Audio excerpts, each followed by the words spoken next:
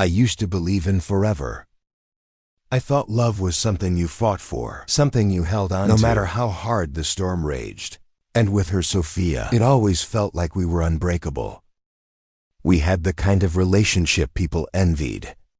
Late-night drives with music humming low, shared laughter over inside jokes no one else would understand, and whispered confessions that made the world outside feel irrelevant. I built my life around her, poured every ounce of my trust into our foundation. I never saw the cracks forming beneath the surface. That night I came home early, carrying her favorite takeout and a bouquet of lily. A stupidly romantic gesture maybe, but I like seeing her eyes light up. When I surprised her, the apartment was dim, but the sound of soft giggles echoed from the bedroom. Something cold twisted in my stomach. My fingers tightened around the plastic bag, the warmth of the food seeping into my palm. My mind fought against what my gut already knew. And then I heard his voice. Deep. Familiar. A voice that did not belong in my bed. The world slowed as I pushed the door open. Sophia sat up too fast, her bare shoulders exposed, her breath catching in her throat. And him, my best friend, Damien, had the nerve to just stare at me, as if caught in some minor inconvenience. A lifetime of trust shattered in a single moment. She scrambled for words. It's not what it looks like. I laughed. A short, sharp, humorless sound. Number. Then by all means, Sophia, explain what the hell this is. Damien had the audacity to speak next. Look, man, it just happened. It just happened. As if love was an accident. As if loyalty could be misplaced like car keys. I left the silent stretch, watching them squirm. Then I turned and walked out. Sophia called after me, desperation creeping into her voice. But I didn't stop. I didn't slam the door. I didn't give them the satisfaction of seeing me break. Not yet. I didn't sleep that night. I sat in my car gripping the wheel, replaying every moment we'd shared. The way she used to say my name like it was something sacred. The way Damien and I had laughed over beers, talking about trust, brotherhood. Lies. By morning she was waiting outside my apartment, tears streaking her face. Please, Alex, just talk to me. I leaned against the doorway, arms crossed. Talk like you talked to Damien. She flinched but didn't leave. It was a mistake. It didn't mean anything. I tilted my head, studying her. So you destroyed everything for something that didn't mean anything.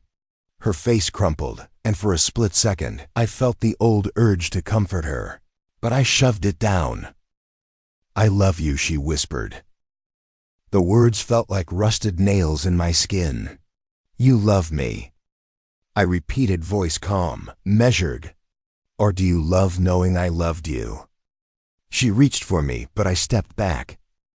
That was when I saw it, the flicker of frustration in her eyes. She thought I'd break. She thought I'd beg. But she didn't know me as well as she thought.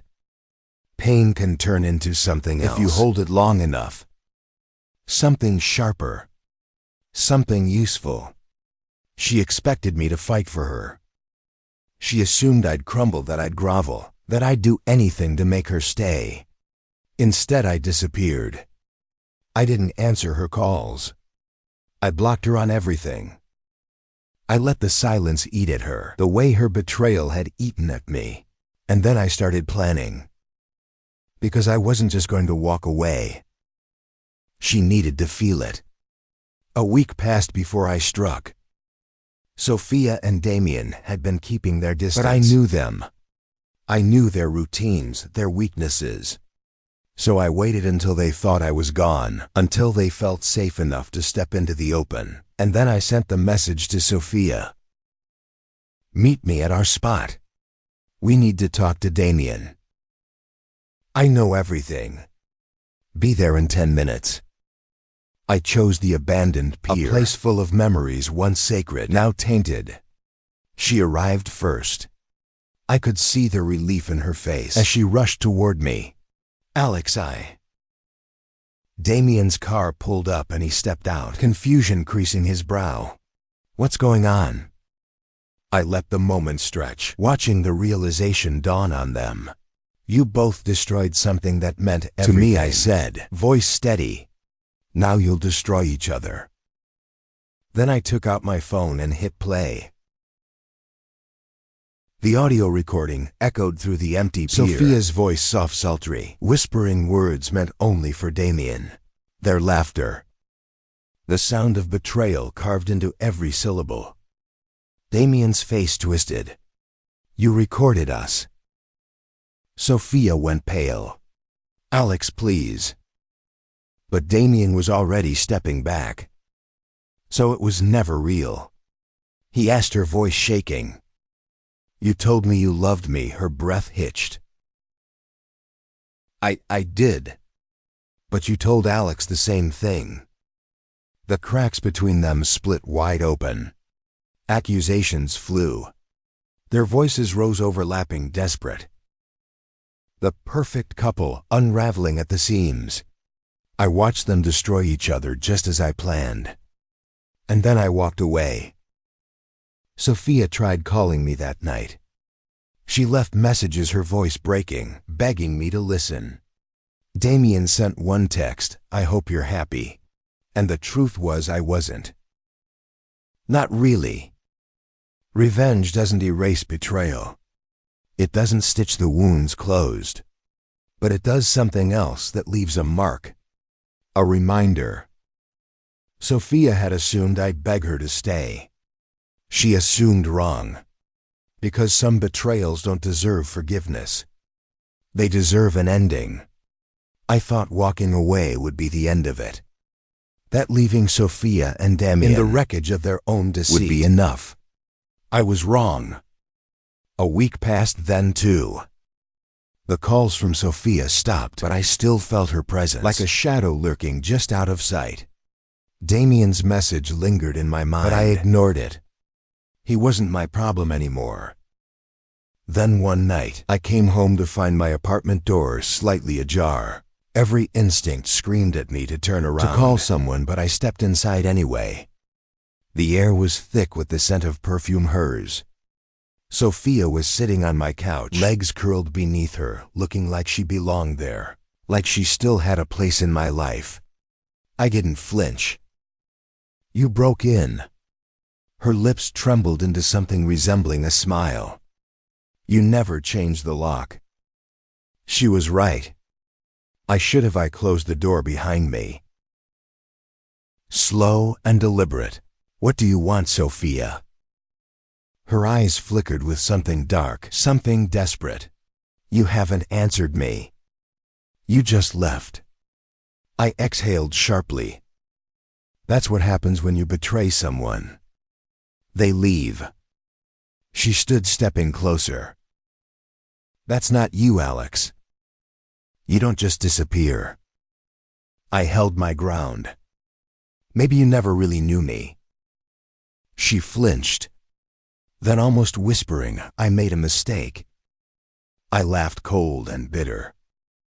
You didn't make a mistake, Sophia. You made a choice. She reached for my hand, and for a second, I let her. Let her feel the warmth of me before I pulled away. Her voice cracked. I thought you'd fight for me. Yeah, I murmured. I know her eyes searched mine. But whatever she was looking for wasn't there anymore. I could see the moment she realized it. The moment it sank in. She had lost me. 2 days after Sophia's visit, I got another message. But this time it wasn't from her. It was from Damien's sister. You need to talk to him. He's not okay. I stared at the message, fingers hovering over the keyboard. I didn't owe him anything. He made his bed. But something nodded me. I called her. The moment she picked up, I could hear it in her voice. Panic, exhaustion. Alex, she breathed. He's falling apart. He's drinking non-stop. Talking crazy. I kept my voice flat. And that's my problem, because she hesitated. Because you were his best friend. And because he blames her for everything. I clenched my jaw. He should. Her breath hitched. I'm scared he's going to do something stupid. That part caught me off guard. For all his flaws, Damien was never reckless. But betrayal has a way of rotting a person from the inside. I sighed. Where is he? I found Damien at the dive bar we used to go to back when we were still friends, before he threw it all away. He was slumped over the counter, an empty glass in front of him. When he saw me, something flickered in his bloodshot eyes. Look who finally showed up, he slurred. The bigger man. I sat down beside him, waving off the bartender's wary glance. You look like hell. He laughed, but it sounded hollow. Yeah. Guess betrayal doesn't sit well with me. He tilted his head. You wouldn't know anything about that, would you? I let the jab slide. Your sister's worried about you. She shouldn't be. He downed another shot, wincing. She's the only one left who is. Something about the way he said it sent a shiver down my spine. I leaned in. What are you planning, Damien? He exhaled sharply, running a hand through his disheveled hair. I thought she was the one, you know. His voice cracked. And I thought you were my brother.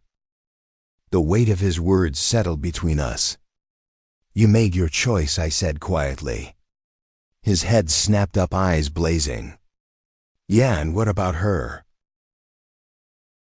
She made hers too. But somehow you only punished me. I stiffened. What are you saying? His lips curled into a bitter smile. I'm saying, maybe it's time she really understands what betrayal feels like. A slow, creeping dread settled over me. I leaned in, voice dangerously low. Damien, what the hell did you do? He smirked, but his hands trembled. I sent her a message. Told her to meet me. Told her I forgave her. He let out a hollow laugh. She actually believed me. I stood up so fast. My chair scraped against the floor. His smirk vanished. Relax, man. I just want her to feel it. To hurt the way I did. I grabbed his collar, yanking him forward. Where is she, Damien? He blinked, surprised. What do you care? I shoved him back because I might hate her. But I don't want her dead. He stared at me for a long moment. Then something shifted in his expression. Regret, maybe. Or fear. Warehouse by the docks, he muttered. And that was all I needed. The old warehouse loomed ahead, half collapsed from years of neglect. I heard the rain before I saw it, sheets of it slamming against the pavement. As I pulled up, the door was unlocked. Inside, the dim light flickered, and there she was. Sophia sat on the floor, hands bound, a piece of cloth tied loosely around her mouth. She wasn't hurt, just scared. Her wide, tear-streaked eyes locked onto mine, and for the first time since the betrayal, I saw real fear. I turned, expecting to see Damien lurking in the shadows. But the room was empty. Something wasn't right. Then I heard the door creak behind me. Damien stood there, gun in hand. I didn't think you'd actually come, he murmured. My muscles tensed. This isn't you, Damien. His hand shook slightly. I don't know who I am anymore. His eyes flickered to Sophia. But I know she ruined both of us. She whimpered, shaking her head violently. I took a slow step forward. Put the gun down. His eyes locked onto mine. Do you still love her? I hesitated. And in that hesitation, he saw the answer. His grip tightened on the gun. His body trembled, shoulders rising and falling in ragged breaths. Then he did something I didn't expect. He turned the gun on himself. My breath caught Damien. A single gunshot shattered the silence. For a moment, time stopped. Then his body crumpled to the floor. Blood seeped across the cold concrete. Sophia sobbed, rocking back and forth, but I didn't move.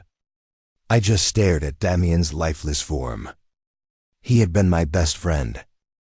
And now he was gone. The irony was suffocating. In the end, betrayal had destroyed all of us. I finally looked at Sophia. Her face was pale, lips trembling. "Alex," she whispered. "Please." I knelt down, untied her hands. She reached for me, but I stepped back. This time she didn't argue. She understood she had lost me forever. And as I walked away, leaving the past, the pain, the ghosts behind, I knew one thing for certain. Some wounds never heal. Some betrayals never fade. And some endings are the only mercy left.